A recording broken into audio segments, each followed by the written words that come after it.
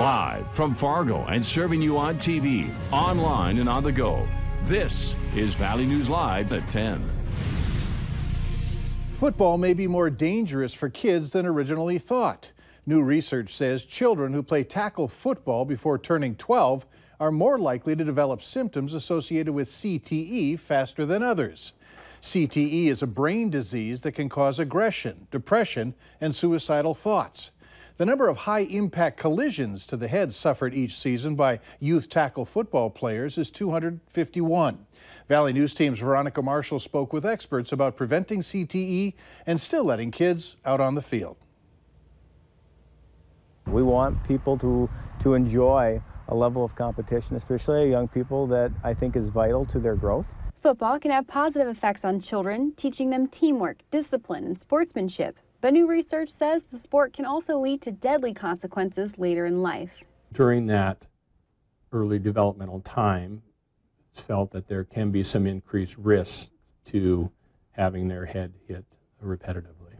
Studies show kids who played tackle football before turning 12 started showing the mental and emotional symptoms associated with CTE 13 years earlier than players who started later. If we look at these young athletes, their heads are relatively bigger than their body is as they're growing into that, and they don't have as good of neck strength and control to the shoulder head area, so they may have a little excess movement or not be able to support their head as they're getting hit or falling backwards. Now there's a new push to protect kids and save the sport. We brought those on based on need and want by the community, and those programs have grown significantly. We currently have about 50 teams that encompass anywhere from 10 to 12 kids per team, so you're talking over 600 kids that are participating actively in our flag football program. Fargo Park says flag football is less risk and more reward for young players. It's literally a non-tackle sport, so kids are really trying to learn the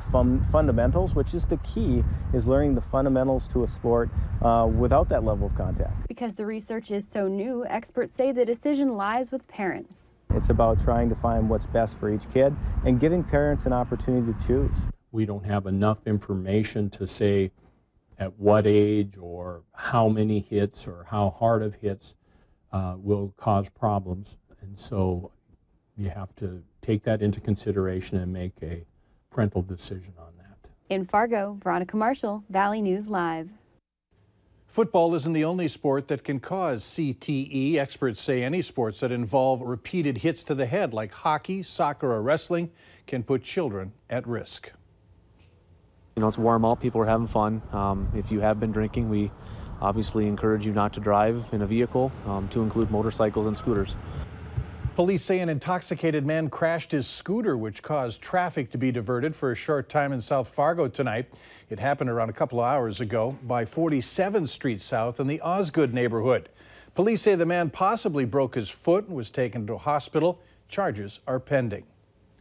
A North Dakota man is alive after his house exploded just after he walked out the door.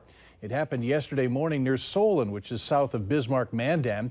The man was found with an arm injury but was able to drive himself to meet an ambulance. The home, meanwhile, is a total loss. The victim's daughter and her friend told authorities that her father had been out of the house earlier but returned as he had forgotten something. When he came out of the home the second time, it exploded. No word on why. Hope you had a chance to get out and enjoy today's weather, which has included heat and wind. Let's get the very latest on what to expect tonight from Robert Hahn. Robert, any storms out there? We do have a couple of storms out there, and we may see a few more as we head through the next couple of hours. We've also still got some warm temperatures ranging from the upper 60s into the upper 70s, 77 here in Fargo, 79 Wahpeton and Fergus Falls, 77 over in Wadena. Winds lighter than they were earlier today. They'll stay a bit breezy tonight, picking up out of the south as we head through time tomorrow. Some brighter clouds out there, and underneath those clouds, we got one thunderstorm near the Fergus Falls area. More storms off toward the south, drifting to the north, and we'll continue to watch those as we head through the rest of the night, and we'll let you know if anything gets out of hand. Better storm chances start to roll through the area as we head through the day on Tuesday. Some of those could be on the strong side. More on that forecast, as well as a look at the next 7 days coming up in just a few minutes. All right, thanks, Robert. This year marks the 100th anniversary of the end of the Great War, World War I. The Prairie Village Museum in Rugby, North Dakota is marking the occasion with a special exhibit through early November. It's packed with information on history and the culture at the time, as well as World War I artifacts collected from people in Pierce County. The exhibit also displays a memorial for Pierce County men who fought in the war. We have a memorial wall to acknowledge their sacrifice. We also carry them through the timeline. And so you can see when our local men enlisted, when they shipped out to Europe, when and where they fought. And so we trace our local men throughout the exhibit. That exhibit will be on display through November 11th. There were several Memorial Day ceremonies today in Fargo, including one at Riverside Cemetery. Speakers underlined the importance of remembering our veterans and taking pride in this country. Many came to pay tribute to fallen veterans and honor close family members. Memorial Day is about remembering the fallen. 2 National Guard Black Hawk helicopters performed a flyover at the North Dakota Veterans Cemetery in Bismarck today. For people on the ground, it was a quick glimpse. For the pilot, it was quite an honor. It's about those people that we have lost, and that's what this day is all about. It's not about us. We're just here to remember them. This was David Kilber's first time flying on Memorial Day. He's been flying a helicopter since 2009. On this day, when we remember the people who died while serving in the country's armed forces, we also wanted to take a few moments to show you how people are honoring those who served and are still with us. Recently, I accompanied dozens of vets from North Dakota and Minnesota on a trip to Washington, D.C. There, photographer Dave Erickson and I saw firsthand how respectful people were to them. All right, everybody, get out of our way. See all these people? We're going through it all. There's nothing more exciting than having the busiest of Washington, D.C. streets to yourself. To accomplish that, you need a police escort who's skilled at letting drivers know that they need to get out of the way. Bang on the car. With a motorcycle out front and an SUV blocking off traffic at certain intersections, our veterans from Minnesota and North Dakota rolled from place to place. In one instance, the usual 45-minute trip from our hotel to the National Archives was trimmed to just 12 minutes. Get out of our way. These well-trained road warriors are the same officers who escort the president and other dignitaries around Washington, D.C., so our vets felt quite honored. Like I said, it's to you guys, God bless you guys. God bless you, thank you. From the time we arrived in Washington to the time we left, it seemed there was someone applauding or cheering at nearly every stop. Outside the National Archives, a group of students from Oklahoma wanted to get their pictures taken with our vets. At the World War II Memorial, students from Horizon Middle School in Moorhead gathered for a photo, showing off a huge blue and orange mass, with the students then presenting wreaths and gifts to the soldiers. It's been a very good trip. Good tears, though.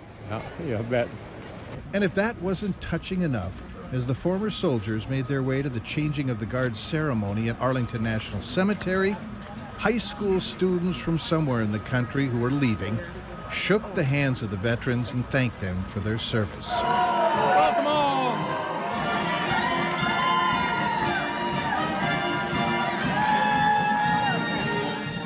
The trip culminated with an incredible return to Fargo, where one person described it as the largest welcome home for an honor flight ever.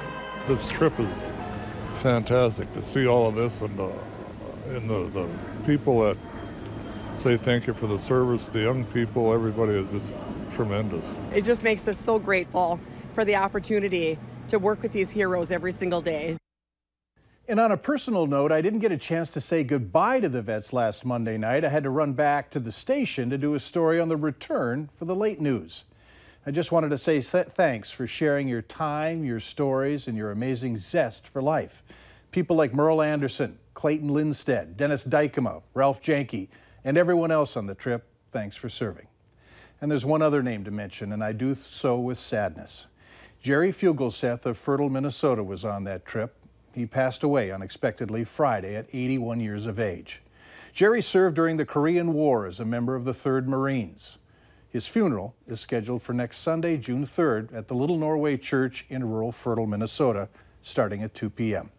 We here at Valley News Live offer our condolences to his family and all of those who knew Jerry.